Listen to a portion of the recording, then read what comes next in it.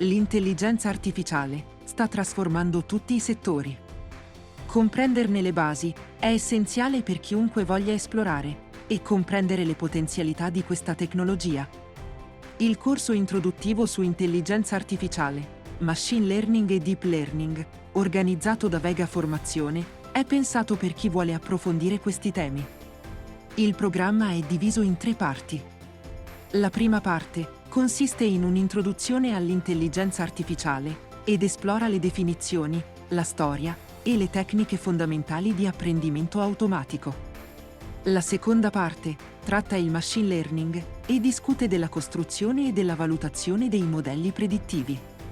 La terza parte, infine, introduce il deep learning con focus sulle reti neurali.